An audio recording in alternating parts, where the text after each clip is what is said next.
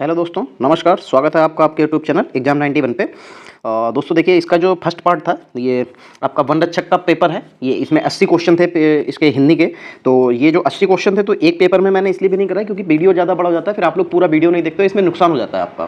ठीक है, नुकसान ये हो जाता है कि आप लोगों को जो देखना चाहिए वो आप लोग देख नहीं पाते हो एग्जैक्टली। क्यों? क्योंकि आप लोग खुद सोचिए कि अगर आपको ये वीडियो देखना है पूरा, अगर आप वीडियो पूरा देखते हैं तभी तो सारे क्वेश्चंस मिल पाएंगे। और ये मैं आपको बता दूं कि जो वीडियो का री एग्जाम होने वाला है, इस री एग्जाम में आपको ये प्रीवियस ईयर से 10 से 15 क्वेश्चन मिलने वाले हैं। तो इसलिए आप लोग जरूर देखा करिए, वीडियो को बिल्कुल भी मत छोड़ा करिए। तो इसीलिए ये मैं उसका सेकंड पार्ट 41 क्वेश्चन तक हो चुके थे, उसके आगे के क्वेश्चन अब हम लोग करेंगे। ठीक है, और जो इसके आगे के क्वेश्चन है अब हम लोग कंप्लीट करते हैं। तो चलिए देखिए, पहला क्वेश्चन 42वां नंबर है। 42वां नंबर में क्या लिखा हुआ है कि लालसा शब्द के दो पर्यायवाची हैं। लालसा जो होती है, इसके दो पर्यायवाची शब्द बताना है। लालसा मतलब एक तो इच्छा होती है और दूसरी आकांक्षा हो जाएगी। तो यहाँ पे ये फर्स्ट वाला ऑप्शन बिल्कुल सही हो जाएगा। चलिए, जाति शब्द का बहुवचन रूप क्या होगा? जाति शब्द का, तो जो जाति होती है उसको जातियां कहा जाता है, जो बहुवचन हो जाता है वो जातियां हो जाता है। चलिए, निम्न में कौन सा शब्द तत्सम नहीं? तत्सम शब्द मतलब संस्कृत शब्द। संस्कृत शब्द जो होते हैं उन्हीं को तत्सम कहा जाता है। इसमें सा आता है, ये वाला सा जो बना हुआ है इससे मतलब संस्कृत हो जाता है। तो तत्सम का मतलब होता है कि संस्कृत शब्द है। तो इनमें से पूछा गया कि इनमें से संस्कृत शब्द नहीं है। तो अग्नि संस्कृत शब्द है, चतुर्दश संस्कृत शब्द है, वत्स संस्कृत शब्द है और फूल हिंदी शब्द है। यानी कि तद्भव कह सकते हैं, हिंदी नहीं कह सकते, तद्भव कह सकते हैं। ठीक, चलिए फिर निम्नलिखित में तत्सम शब्द है। फिर देखिए, तत्सम शब्द यानी कि संस्कृत शब्द अभी यहाँ पे नहीं था, यहाँ पे पूछा गया है 45वें में तत्सम शब्द है। तो पहिया, आटा, खटिया, सत्तू। तो देखो, अब यहाँ पे आपके लिए बताना थोड़ा सा मुश्किल हो जाता है। ठीक है,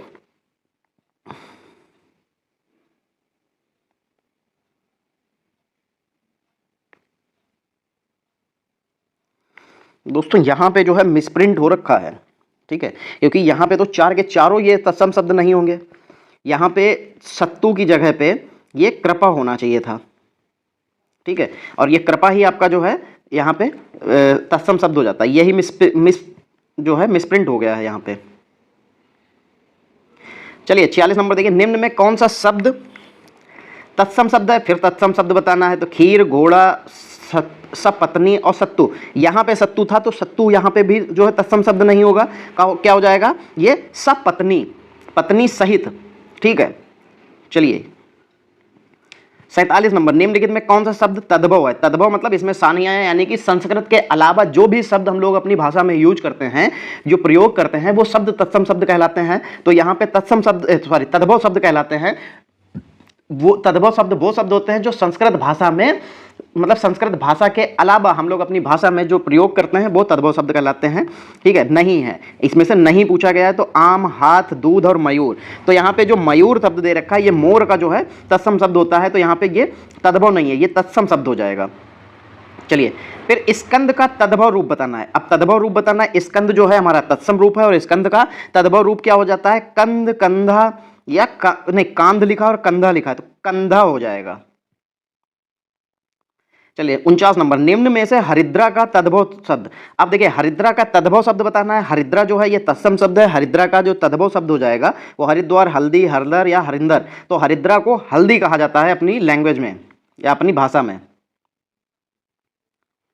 चलिए 50 नंबर देखिए, निम्नलिखित में से किस वाक्य में अपादान कारक का प्रयोग है? अपादान कारक वो कारक होता है जिसमें चीज जो है दूसरे से अलगाव महसूस होती है, अलग होती है। तो मोहन ने पत्र लिखा, इसमें अलगाव का कोई मतलब नहीं। हमने आंखों से देखते हैं, इसमें भी क्या अलग हुआ? कुछ भी अलग नहीं हुआ। बिल्ली छत से कूद गई।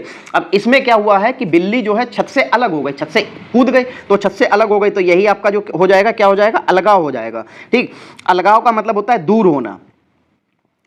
चलिए 51 नंबर, किस विकल्प में सभी शब्द परस्पर पर्यायवाची हैं? परस्पर पर्यायवाची कहा गया, यानी कि किसी न किसी शब्द के सारे पर्यायवाची होने चाहिए किसी एक शब्द के। ठीक है, चलिए देखिए, कनक, कंचन और निनाद, ये सारे के सारे तो नहीं है, इसमें अलग हो जाएगा। वदन, आनन, आस्य। आस्य माने तो शरीर होता है, कंचन काया होती है, आनंद शरीर होता है, बदन भी शरीर होता है। यही दूसरा ऑप्शन आपके लिए बिल्कुल सही हो जाएगा। चलिए फिर 52 नंबर देखिए, 52 नंबर में क्या लिखा हुआ है? चाय शब्द का प्रयोग किस वचन में होता है? तो चाय का जो होता है वो एक वचन, द्विवचन या बहुवचन। देखो, चाय अगर इसको इंग्लिश में बताया जाए तो इंग्लिश में क्या, ये हिंदी में, ये दोनों में यूज की जाती है। देखो चाय के लिए कहा जाता है 2 कप चाय लेके आओ, तो वो बहुवचन बन जाएगा। चाय लेके आओ तो वो एक वचन है। ऐसे देखा जाए तो ये एक वचन होगा, लेकिन जब इसके साथ में कोई चीज जोड़ के कि मतलब 2 गिलास चाय लेके आओ, 2 कप चाय लेके आओ, इस तरीके से, या 2 मग्गों में चाय लेके आओ, तो जब ये लग जाता है तब ये बहुवचन बन जाता है, वरना ये एक वचन ही जोड़ा जाएगा। चलिए फिर उसके बाद में देखते हैं 53 नंबर, भारतीय शब्द एक का बहुवचन क्या होगा। तो भारतीय जो होगा, भारतीय का बहुवचन हो जाएगा भारतीयों। क्या हो जाएगा, भारतीयों। तो भारतीयों में देखिए यहाँ पे भारतीयों ही लिखा, लेकिन छोटी की मात्रा लिखी है, लगी है, तो इसलिए ये खत्म हो जाएगा। नीचे वाले में भी छोटी की मात्रा है, और नीचे वाले में रा में छोटी की मात्रा, तो यहाँ पे भारतीयों हो जाएगा। चलिए फिर 54 नंबर देखिए, अति का भला ना बरसना, अति की भली ना धूप, लोकोक्ति का अर्थ क्या है। देखो कि अति का भला ना बरसना यानी कि बहुत ज्यादा बरसात या बहुत ज्यादा धूप दोनों ही अच्छी नहीं है। तो इसका मतलब क्या हो जाएगा कि देखो सिंपल सी बात है कि जब आपके पास कोई भी चीज हद से ज्यादा हो जाएगी तो वो आपके लिए खराब है। तो अधिक बारिश होना इसका कोई मतलब नहीं है, अधिक धूप निकलना इसका भी कोई मतलब नहीं है। किसी भी बात या वस्तु का अधिक होना ठीक नहीं है। ये बिल्कुल सही हो जाएगा कि किसी भी चीज या किसी भी वस्तु या किसी भी चीज जो भी है आपके पास, वो हद से ज्यादा नहीं होनी चाहिए। जो आपको जितनी जरूरत है उतनी हो, बहुत है वो। चलिए फिर 55 नंबर देखिए, अपनी करनी पार उतरनी।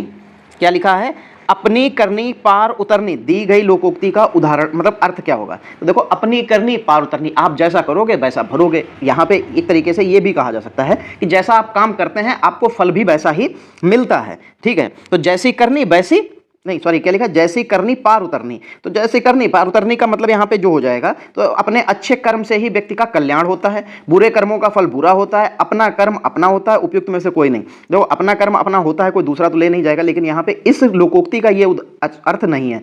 बुरे कर्मों का फल बुरा होता है, इसका भी कोई मतलब नहीं है कि बुरे कर्मों का जो है फल बुरा होता है, ऐसा कुछ नहीं। ठीक है, ये ऊपर वाली लोकोक्ति का अर्थ नहीं है। बुरे कर्मों का तो फल बुरा ही होगा, वो सबको पता है, लेकिन अच्छे कर्मों से ही व्यक्ति का कल्याण होता है, ये कहा गया, तभी आप पार लगेंगे। इसने कहा था अपनी करनी पार उतरनी, तभी आप पार लगोगे जब आप अच्छा कर्म करोगे।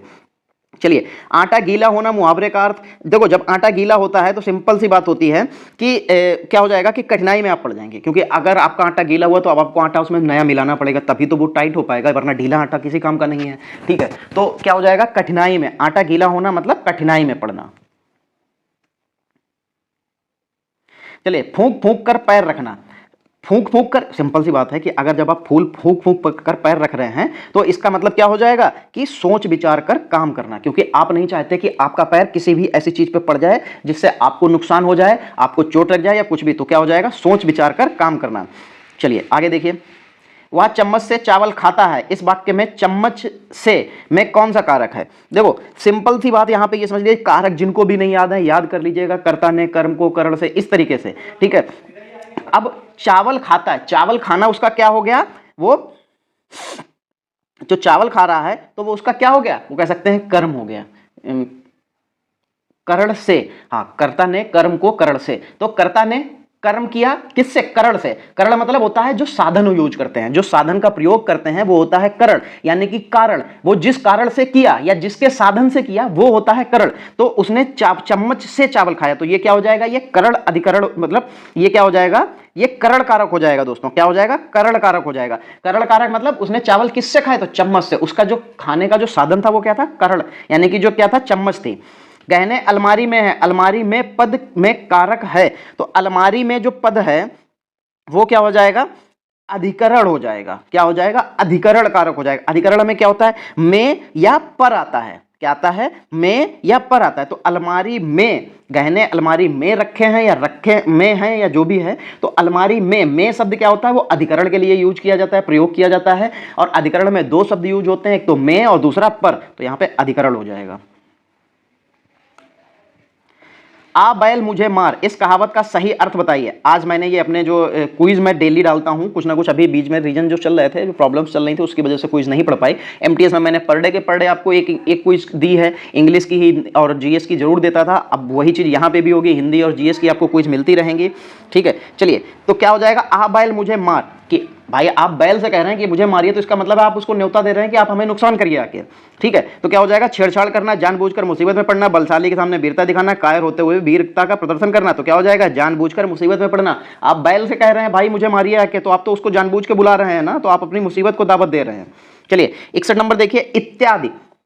इत्यादि का सही संधि विच्छेद क्या हो जाएगा, इसका जो सही संधि विच्छेद हो जाएगा वो इति प्लस आदि होता है। क्या होता है, इति प्लस आदि, और ये यड़ संधि का उदाहरण होता है। किसका उदाहरण होता है, यड़ संधि का। तो इति प्लस आदि, इत्यादि, ठीक, याद रखिएगा ये संधियों के नाम भी पूछे जाते हैं आपसे। और ये जो यड़ संधि जो है ये स्वर संधि के अंतर्गत आती है। ये भी कई बार पूछा जाता है कि इत्यादि किस तरीके की संधि है, तो ये स्वर संधि है, ठीक। चलिए फिर शुभेच्छा का सही संधि विच्छेद बताना है। तो शुभेच्छा मतलब शुभ इच्छा, क्या, शुभेच्छा का शुभ इच्छा, ठीक। और इसमें जो है एक मात्रा लगी है तो ये गुण संधि हो जाएगी। चलिए व्याकरण की दृष्टि से निम्न में कौन सा वाक्य शुद्ध है, कौन सा वाक्य शुद्ध है। मेरे को आपका काम बहुत पसंद है, वह आदमी अच्छा नहीं है, एक दूध का ग्लास दो, प्रत्येक मित्र बुरे नहीं होते हैं। इसमें हमें शुद्ध वाक्य बताना है, तो शुद्ध हो जाएगा वह आदमी अच्छा नहीं है, क्योंकि इसमें जो है देखिए ऊपर वाले में मेरे लिखा है, मेरे को आपका काम बहुत पसंद है, मेरे को नहीं, मुझे आपका काम बहुत पसंद आया। एक ग्लास दूध का दे दो या एक ग्लास दूध दे दो, इस तरीके से ये होना चाहिए था, दूध का एक ग्लास दे दो, यहां पे ये सही होना चाहिए था। और प्रत्येक मित्र बुरे नहीं होते हैं, प्रत्येक चित्र बुरे नहीं होते हैं, तो प्रत्येक की जगह पे कोई चित्र बुरे नहीं होते हैं। चलिए व्याकरण की दृष्टि से निम्न में कौन सा वाक्य अशुद्ध है, व्याकरण की दृष्टि से बताना है, कृपया आप ही बताएं। बंदूक एक बहुत ही उपयोगी शस्त्र है, और पुलाव बहुत लजीज है, उसके प्राण पखेरु हो गए। तो यहां से अशुद्ध पूछा है, तो वही तो ये तो बिल्कुल सही लिखा है, उसके प्राण पखेरु हो गए। पुलाव बहुत लजीज बना, ये भी सही है। बंदूक एक बहुत उपयोगी शस्त्र है, यहाँ पे शस्त्र नहीं होगा, ये अस्त्र होना चाहिए था, ठीक है। ये हाथ से चलाए जाने वाले जो हथियार होते हैं उनको अस्त्र कहते हैं, जो फेंक के चलाए जाने वाले हथियार होते हैं उनको शस्त्र कहते हैं। तो बंदूक फेंक के तो नहीं चलाई जाती, बंदूक को तो आप हाथ में पकड़ के गोली चलाते हैं, तो ये शस्त्र नहीं अस्त्र होना चाहिए था। चलिए यथोचित किस समास का उदाहरण है, यथोचित यानी कि कह सकते हैं यथा, इसमें क्या है, यथा उचित, तो यथा जो है इसका क्या लगा हुआ है, अव्यव है, अव्यव शब्द है। और जो यथोचित है तो वो अगर अव्यव लगा है तो सिंपल सी बात है अव्ययी भाव समास हो जाएगा। क्या हो जाएगा, यथोचित में देखिए यथा लगा है, यथा उचित, तो यथा लगा है, यथा क्या है, ये अव्यव है, अव्यव क्या हो जाएगा, तो अव्यव लगते ही ये क्या हो जाएगा, अव्ययी भाव समास, यानी कि उचित को यथा शब्द लगाने से वो यथोचित हो गया, ठीक। तो यानी कि पहला पद प्रधान हो गया इसमें, तो यानी कि अव्ययी भाव समास हो जाएगा यहाँ पे। चलिए निम्न में कौन सा समास दिगु समास का उदाहरण है। अब दिगु, दिगु मतलब क्या होता है, जब दिगु समास वो चीज होती है जहां पे आपके हमेशा संख्या वाचक आ जाए, जब भी कभी संख्या आ जाती है तो उसी में क्या हो जाता है, दिगु समास हो जाता है। तो भला और बुरा, यहाँ पे ये द्वंद्व समास है, इसका कोई मतलब नहीं। पंसेरी यानी कि पंसेरी का मतलब होता है 5 शेर, जिसको कहते हैं 5 किलो, तो ये जो है हमारा दिगु समास हो जाएगा, ठीक है। चलिए 67 नंबर देखिए, बात का धनी मुहावरे का अर्थ है। बात का धनी मतलब वायदे का पक्का, बहुत बातें करना, बात से धनी होना, समझदार होना नहीं। बात का धनी मतलब सीधे सिंपल सी बात है कि वो बात का पक्का है, इसीलिए उसके लिए कहा गया बात का धनी। चलिए फिर 68 नंबर देखिए, फिर लिखा हुआ है नदागम शब्द का सही संधि विच्छेद संधि विग्रह क्या होगा। तो जो नदागम का सही विग्रह हो जाएगा वो नदी का आगम, नदी आगम, तो नदी आगम हो जाएगा। तो नदागम पहला गलत है, दूसरा नदगम दूसरा भी गलत है, तीसरा नदी आगम बिल्कुल सही है। इसमें देखो नदी लिखा है, छोटी की मात्रा नदी में नहीं लगती, नदी में बड़ी की मात्रा लगती है। चलिए फिर देखिए, मनः अनुकूल की संधि विच्छेद है, मनः कूल, तो मनः कूल जो लिखा है मनः अनुकूल, तो यह विसर्ग संधि का उदाहरण है, क्योंकि इसमें विसर्ग लगा हुआ है मनः के आगे, तो यह विसर्ग संधि का उदाहरण हो जाएगा। और जो इसका मतलब वो बन जाएगा, शब्द बन जाएगा, तो आहा की बिंदी हट जाके ओ की बिंदी लग जाती है, तो मनोनुकूल हो जाएगा, मनोनुकूल। सेकंड नंबर इसमें जो तीसरा ऑप्शन, सॉरी दूसरा ऑप्शन नहीं, दूसरे में तो मनोनुकूल। हाँ, दूसरा या तीसरा कुछ भी ले लो, दोनों एक जैसे ही लिखे हैं। दूसरा या पहला कुछ भी ले लो, दूसरा और पहला दोनों में कोई अंतर नहीं है, चाहे आप पहला शब्द ले लीजिए चाहे दूसरा शब्द ले लीजिए। और इस तरीके के जब भी कभी कोई ऑप्शन आते हैं तो आपको पूरे के पूरे नंबर मिल जाते हैं सभी लोगों को, ठीक है, जिन्होंने भी ये क्वेश्चन अटेम्प्ट किए होते हैं, पहला और दूसरा, ठीक है। मनोनुकूल हो जाएगा, ये विसर्ग संधि का उदाहरण हो जाएगा। चलिए 70 नंबर देखिए, 70 नंबर में लिखा है निम्नलिखित में कौन सा शब्द भाववाचक संज्ञा है। ठीक, भाववाचक संज्ञा क्या होती है? जिससे किसी भी शब्द का भाव प्रकट किया जाता है, वो भाववाचक संज्ञा हो जाती है। ठीक, अब भारत, भारत तो एक नाम है, ये संज्ञा हो जाएगी, लेकिन भाववाचक संज्ञा नहीं है, ये नामवाचक संज्ञा है। लड़का, लड़का जातिवाचक संज्ञा हो जाएगी। मित्रता, मित्रता क्या होती है? एक तरीके का भाव होता है, तो ये भाववाचक संज्ञा हो जाएगी। पेड़ भी जातिवाचक संज्ञा हो जाएगा। फिर 71 नंबर, भारत जो है वो एक तरीके का व्यक्तिवाचक संज्ञा भी कह सकते हैं, क्योंकि किसी का नाम भी हो सकता है, वो तो वो व्यक्तिवाचक संज्ञा भी हो सकता है। ठीक है, चलिए 71 नंबर देखिए, पराधीन में कौन सा उपसर्ग है? तो देखो आधीन होता है, क्या होता है? आधीन होता है। और याद रखिएगा उपसर्ग हमेशा पहले लगता है, तो पहले वाला ही शब्द ढूंढना है। तो पराधीन में आधीन हो जाएगा, और दूसरा क्या हो जाएगा? परा। क्या हो जाएगा? पर आधीन। क्या हो जाएगा? पर आधीन, पराधीन, तो पर हो जाएगा इसका उपसर्ग। चलिए 72 नंबर देखिए, अनुगामी शब्द में कौन सा उपसर्ग? उपसर्ग, फिर आगामी में अनु लग जाएगा आगे, तो अनुगामी हो जाएगा, तो इसका उपसर्ग क्या हो जाएगा? अनु हो जाएगा। फिर मिलाप शब्द में कौन सा प्रत्यय लगा है? तो देखो प्रत्यय हमेशा बाद में लगता है, मिल आप, क्या हो जाएगा? मिल आप, तो आप इसका प्रत्यय हो जाएगा। बंगाली शब्द में किस प्रत्यय का उपयोग किया गया? प्रत्यय बाद में लगता है, हमेशा याद रखिएगा। बंगाली शब्द में बंगाल होता है, अगर इसमें बड़ी की मात्रा लगा देंगे तो ये बंगाली बन जाएगा, तो यानी कि बड़ी की मात्रा लग जाएगा। उसका भाई खेलता है, वाक्य में सर्वनाम है, तो जो इसमें जो मतलब उसका कहा गया है, उसका भाई, तो ये किस तरीके का सर्वनाम हो जाएगा? भाई क्या है? पुरुष है, तो पुरुषवाचक सर्वनाम हो जाएगा। क्या हो जाएगा दोस्तों? ये पुरुषवाचक सर्वनाम हो जाएगा। इसमें बहुत से लोग संबंधवाचक पे भी चले जाएंगे, संबंधवाचक सर्वनाम नहीं होगा, क्योंकि उसका संबंध नहीं बताया गया। यहाँ पे पूछा गया उसका भाई खेलता है, वाक्य में सर्वनाम ही पूछा गया है, तो उसका जो भाई है, भाई क्या है? पुरुष है। अगर बहन होती तो यहाँ पे वो महिलावाचक होती या स्त्रीवाचक। चलिए फिर 76 नंबर, निम्नलिखित में कौन सा प्रश्नवाचक सर्वनाम का उदाहरण नहीं है? कब, किन्हें, उसको या कहां? तो देखो कब, कौन, किन्हें, कहां, ये सारे के सारे जो हैं प्रश्नवाचक हैं। और तीसरा ऑप्शन उसको, ये क्या है? ये आपका प्रश्नवाचक का उदाहरण नहीं है, ये एक तरीके का सर्वनाम है।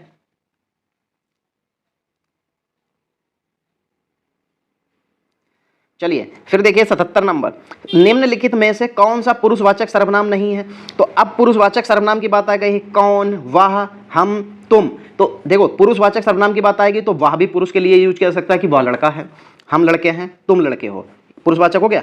अब यहाँ पे कौन आता है? ये पुरुषवाचक सर्वनाम नहीं, ये प्रश्नवाचक सर्वनाम हो जाता है। ठीक है, अभी पीछे वाले ही क्वेश्चन में बताया था कि कौन, कब, कहाँ, ये प्रश्नवाचक सर्वनाम होते हैं। ठीक है, सर्वनाम कितने प्रकार के होते हैं? 6 प्रकार के होते हैं। कौन कौन से? पुरुषवाचक, निजवाचक, निश्चयवाचक, संबंधवाचक और प्रश्नवाचक। तो यहाँ पे ये पुरुषवाचक सर्वनाम हो जाएगा, कौन जो है ये आपका प्रश्नवाचक सर्वनाम हो जाएगा। चलिए 78 नंबर, गौरी शंकर शब्द किस समास का उदाहरण है? तो गौरी शंकर, तो देखो इसके लिए इसको ऐसे लिख सकते हैं, गौरी शंकर। अब आप इसका उदाहरण, इसका आंसर जो है आप लोग मुझे कमेंट में बताएंगे,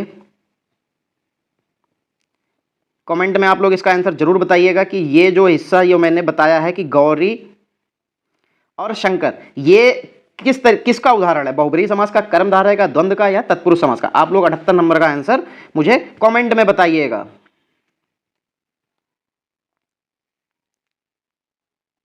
चलिए फिर देखिए 79 नंबर में क्या लिखा हुआ है? लिखा हुआ है निम्नलिखित में कौन सा शब्द द्रव्यवाचक संज्ञा है? द्रव्यवाचक जो होती है, द्रव्य जो, कहाँ गया? हाँ, द्रव्यवाचक। द्रव्यवाचक आपका ठोस हो चाहे वो ठोस हो, द्रव हो चाहे गैस हो, ये सब द्रव्य में ही आते हैं। ठीक, जैसे जैसे कोई ठोस भी हो, द्रव भी हो, कोई भी हो, ये सब पदार्थवाचक जो संज्ञा होती हैं। तो देखो जिनसे कभी भी ठोस या द्रव पता चले कि ये जो पदार्थ दिया है या ये वस्तु दी है ये ठोस है या द्रव है, या जिसको हम लोग नाप तौल सकते हैं, वो सब क्या कहलाते हैं? द्रव्यवाचक संज्ञा कहलाते हैं। और जो द्रव्यवाचक संज्ञा होगी तो इनमें से कौन सी? खटाई, मिठास, चमड़ा और ठंड। तो यहाँ पे द्रव्यवाचक संज्ञा जो है वो चमड़ा बन जाएगा। देखो खटाई जो होगी आप जबान पर रखोगे तभी पता चलेगा वो खटाई। मिठास भी है वैसे ही, जो मीठी चीजें होती हैं उनकी मिठास, वो ये भाववाचक संज्ञा हो जाते हैं। खटाई और मिठाई ये भाववाचक संज्ञा है। द्रव्यवाचक संज्ञा क्या हो जाएगा? चमड़ा। ठीक है, क्योंकि चमड़े को हम लोग हाथ में पकड़ के भी देख सकते हैं। दूसरी सबसे बड़ी बात यह है कि वो ठोस या द्रव, मतलब द्रव आपको ठोस में मिल जाएगा। दूसरा उसको नाप तोल भी सकते हैं, माप भी सकते हैं। ठीक है, चलिए 80 नंबर देखिए, पशु चर रहे हैं, इस वाक्य में पशु कौन सी संज्ञा है? तो देखो, जब यहाँ पे जो पशु चर रहे हैं तो पशुओं में तो आपको नहीं पता कि गाय है कि भैंस है कि कुत्ता है, वहां पे भेड़ है या बकरी है या घोड़ा है या हाथी है, नहीं पता ना। तो यहाँ पे पशु की बात की गई, तो ये जितने भी पशु होते हैं ये सबको व्यक्त कर रहा है। तो जब सबको व्यक्त करता है तो याद रखिएगा हमेशा वो एक जाति को व्यक्त करता है। पशु एक जाति को व्यक्त कर रहा है, तो यहां पे इसलिए पशु जातिवाचक संज्ञा हो जाएगा। और देखिए यहां पे हम लोगों के पूरे के पूरे 80 क्वेश्चन कंप्लीट हो चुके हैं। आपको इसका फर्स्ट पार्ट सुबह 11 बजे मिल चुका है। इसका जो सेकंड पार्ट है ये सेकंड पार्ट है, और ये आप जरूर देखिएगा। कल भी इसी तरीके से हम लोग जो है पेपर लाते रहेंगे। कल हमारे पास जूनियर इंजीनियर और तकनीकी परीक्षा का जो है, जो 2016 में पेपर हुआ था, ये उसका पेपर हम लोग कराएंगे। 19/12/2021 को जो है इसकी परीक्षा की तिथि थी और ये 2016 की वैकेंसी थी। तो जूनियर इंजीनियर तकनीकी परीक्षा जो है इसका पेपर हम लोग करेंगे। और इसको मैं अभी बताता हूं आपको, इसमें हिंदी के कितने क्वेश्चन आए थे। शायद इसमें हिंदी के 30 क्वेश्चन नहीं 25 क्वेश्चन आए थे। ठीक है, तो और उसके बाद मुख्य जो लोअर परीक्षा हुई थी, जो लोअर मुख्य परीक्षा थी, उसका पेपर कराएंगे। चलिए दोस्तों, आज की क्लास यहीं पे समाप्त करते हैं। अगर आपको ये सेशन अच्छा लगा है तो आप लोग वीडियो को लाइक कीजिए, वीडियो को शेयर कीजिए और चैनल को सब्सक्राइब करके बेल आइकन को ऑल पे क्लिक कर लीजिए। पेपर तक आपके 45 दिन में पूरे 45 क्वेश्चंस कराएंगे। उसके अलावा आपको जीएस के वन लाइनर लाने की कोशिश की जा रही है, उसका पीडीएफ बन रहा है। वो वन लाइनर आपको सारे के सारे यूपी के जितने भी एग्जाम हुए हैं, चाहे वो यूपी पीसीएस का हो, यूपी ट्रिपल एस मतलब यूपी ट्रिपल एससी का हो, ठीक है, चाहे वो किसी भी तरीके का, यूपी में अगर कोई एग्जाम हुआ है तो उसमें आपको वन लाइनर में सारे के सारे क्वेश्चन मिल जाएंगे। तो आपको मैं वो भी कराऊंगा। 200 पेजेस हैं, मुश्किल से अगर देखा जाए तो 20 दिन में वो कंप्लीट हो जाएंगे। एक दिन में अगर हम लोग 10 पेज भी करते हैं तो वो 10 दिन में, आपके पेपर से पहले वो बुक भी मैं कंप्लीट करा दूंगा। तो आप लोग ऐसे साथ बने रहिए। वीडियो को लाइक कीजिए, वीडियो को शेयर कीजिए और सब्सक्राइब जरूर कर लीजिए, क्योंकि अब हम लोग पेपर से पहले ये सारी चीजें आपको जरूर प्रोवाइड कराएंगे। चलिए दोस्तों, मिलते हैं अगली क्लास में। तब तक के लिए जय हिंद।